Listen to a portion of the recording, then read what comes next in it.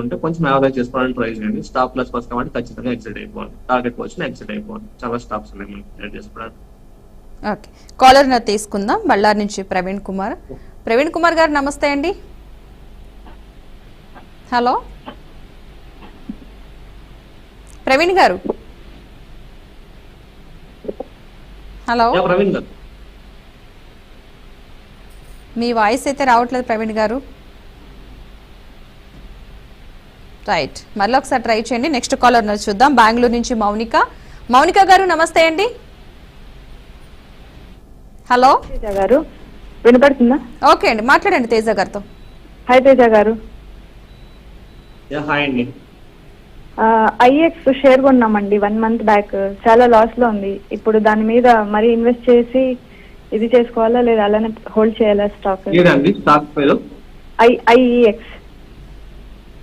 IX అవును. Is technical గా week ఉంది, ఎగ్జిట్. ఓకే అండి, థ్యాంక్ యూ. ఓకే, ప్రవీణ్ గారు నమస్తే అండి. హలో ప్రవీణ్ గారు, మీ వాయిస్ అయితే రావట్లేదు అసలు. వీలైతే ట్రై చేయండి మరొకసారి లైవ్ అయ్యేలోపుగా. ఇన్ కేస్ కలవకపోతే కనుక తేజ గారు పర్సనల్ నెంబర్ కనిపిస్తుంది కదా, ఆ నెంబర్కి కాల్ చేయండి లైవ్ అయిన తర్వాత. రైట్, ఓకే తేజ గారు చెప్పండి. ఇప్పుడు మనం టాప్ గెయినర్స్ కింద చూసుకుంటే నిఫ్టీలో ఒకటి జేఎస్డబ్ల్యూ స్టీల్, మనకి 1.99% పాజిటివ్ గా ఉంది. హిండాల్కో 1.66% పాజిటివ్ గా ఉంది.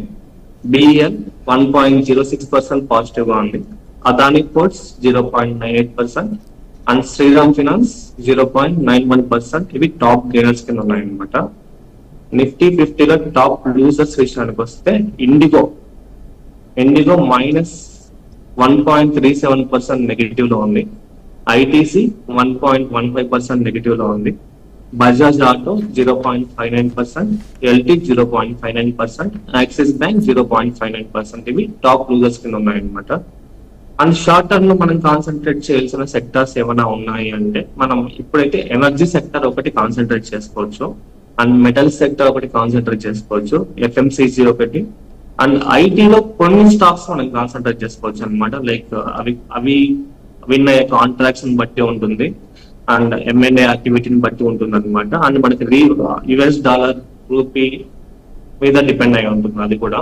అండ్ ఎఫ్ఎంసీజీ ఏంటంటే మనకి ఇప్పుడు కొన్ని కంపెనీస్ క్వార్టర్ రిజల్ట్స్ పోస్ట్ చేస్తున్నాయి అనమాట.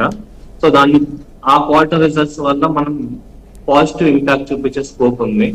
అండ్ ఇందాక అనుకున్నట్లు మనం ఎనర్జీ రిలేటెడ్ మనకి అండమాన్ రిలేటెడ్ అది ఒక సెక్టర్ ఉంది కాబట్టి, అది ఒక పాజిటివ్ న్యూస్ ఉంది కాబట్టి, అది కన్ఫర్మ్ అయితే ఖచ్చితంగా మనకి క్రూడ్ ఆయిల్ ప్రైస్ తగ్గుతాయి ఆటోమేటిక్ గా. ఆ బెనిఫిట్ అయితే మనకి ఖచ్చితంగా ఉంటుంది మనకి ఇండియన్ మార్కెట్ కి.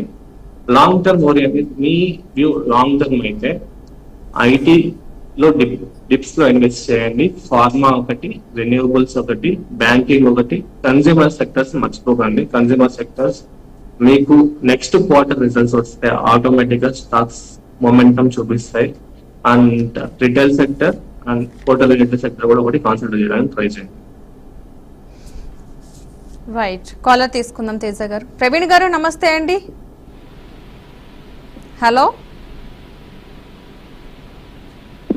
ప్రవీణ్ గారు, మీ వాయిస్ రావట్లేదండి. బెటర్ నాకు కాల్ ఇది అయిపోయిన తర్వాత ఒకసారి పర్సనల్ కాల్ చేయండి. ఫర్టైల్ గా చాలా ట్రై చేస్తున్నారు. నా నెంబర్ అక్కడే ఉంది. జస్ట్ ఒకసారి 12-15 కాల్ చేయండి. సో నేను మాట్లాడుతాను. రైట్, ఓకే తేజ గారు, ఈ పెన్నీ స్టాక్ పరిస్థితి ఏంటి? వాటిలో ప్రెసెంట్ పెట్టుబడి పెట్టే వాళ్ళు సురక్షితమే అంటారా, లేకపోతే ఎలా ఉంది పరిస్థితి? బిగినర్ అయితే పెన్నీ స్టాక్స్ అవాయిడ్ చేసేయండి. రైట్ నో ఎవరైనా కొత్త ఇన్వెస్టర్ పెన్నీ స్టాక్స్ లో ఇన్వెస్ట్ చేద్దాం అంటే అవాయిడ్ చేయండి. ఒకవేళ మీరు ఆల్రెడీ ఎగ్జిస్టింగ్ ట్రేడర్ కాదు నేను ఇన్వెస్టర్ అనుకుంటే సో పెనీ స్టాక్స్ లో ఇన్వెస్ట్ చేసుకోవచ్చు. బట్ ఓవరాల్ పోర్ట్ఫోలియోలో 5% దాటనీయకండి పెనీ స్టాక్స్ పోర్ట్ఫోలియో. ఎందుకంటే హై వోలటిలిటీ ఉంటుంది. సో మనీ గెయిన్ అయ్యడానికి ఎంత ఛాన్స్ ఉందో, అప్ సైడ్ పోయడానికి ఎంత ఛాన్స్ ఉందో, డౌన్ సైడ్ వచ్చేదానికి కూడా అంతే ఛాన్స్ ఉంది అనమాట. సో 5% దాటనీయకండి పెనీ స్టాక్స్ మీకు ఓవరాల్ పోర్ట్ఫోలియోలో.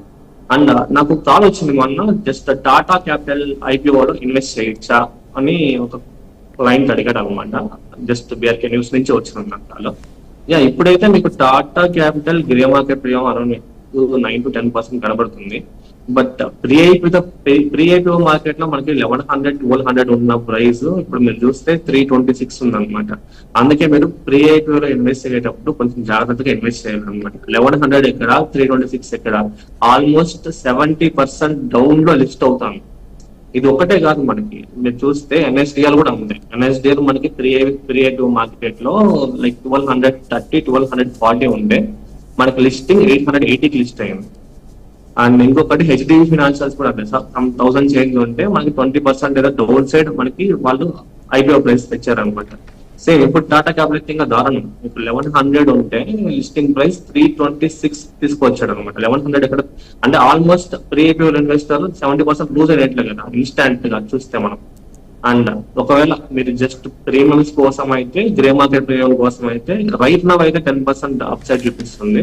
లాంగ్ టర్మ్ ఇన్వెస్టర్ అయితే ఆటోమేటిక్ గా ఇన్వెస్ట్ చేసుకోండి. ఒకవేళ మీకు ఐపీఓలో దొరకపోయినా కూడా తర్వాత కూడా కొనుక్కోవచ్చు అనమాట. ఐపీఓ ఒకవేళ లిస్ట్ అయితే 10% లిస్ట్ అవుతుంది. రిమైనింగ్ మనకి ఆ స్కోప్ ఆఫ్ ప్రాబిలిటీ అయితే ఉంది కదా. 1100 అంటే ఇప్పుడు 326, ఒకవేళ 10% పెంచుకున్నా 350-360 లిస్ట్ అవుతుంది. ఒక మీరు అప్పుడు కొనుక్కున్నా కూడా ప్రీ ఐపీఓ మార్కెట్ లో కొన్ని ఇన్వెస్టర్ తో 65% డౌన్ సైడ్ కొంటానంటే కదా, 60% డౌన్ సైడ్ కొంటానంటే కదా. సో పొటెన్షియల్ అయితే ఉంది. సో టాటా క్యాపిటల్ చూడండి. అండ్ షేర్ హోల్డర్ కోటాలో ఎవరికైనా షేర్స్ వస్తాయా అని అడిగారు అనమాట. బేసిక్ గా డైరెక్ట్ టాటా కంపెనీస్ ఏమీ లేవు అనమాట దాంట్లో షేర్ హోల్డర్స్ కింద. టాటా సన్స్ ఉంది బేసిక్ గా. టాటా సన్స్ ఇందులో ప్రమోటర్ కింద ఉంది అనమాట టాటా క్యాపిటల్ లో. బట్ టాటా సన్స్ ఇంకా ఐపీఓ లో లేదు కాబట్టి, లిస్టెడ్ కంపెనీ లేదు కాబట్టి టాటా సన్స్ 400 కంపెనీస్ ఏమైనా వస్తాయనుకుంటా. So Tata Motors share holding ఎవరైనా ఉంటే దీంట్లో ఏమైనా షేర్స్ వచ్చే అవకాశం ఉంది, షేర్ హోల్డర్స్ కూడా. ఓకే తేజ గారు, ఎవరైనా సరే కొత్త ఇన్వెస్టర్లు ఉంటే కనుక మ్యూచువల్ ఫండ్స్ లో ఇన్వెస్ట్ చేయాలనుకుంటే వాళ్ళు చూడాల్సిన అంశాలు ఏమైనా ఉన్నాయి? మ్యూచువల్ ఫండ్స్ లో మీరు త్రూ ఫినాన్షియల్ అడ్వైజర్ ఉంటే పర్లేదు కానివ్వండి. ఫినాన్షియల్ అడ్వైజర్ లేకపోతే ఇండెక్స్ ఫండ్స్ బెస్ట్ అండి. Index funds like ETFs best అనమాట. ఎందుకంటే మీకు ఇండెక్స్ మనం చూసుకుంటే ఇండెక్స్ కూడా మనకి 14-15% ఇస్తుంది.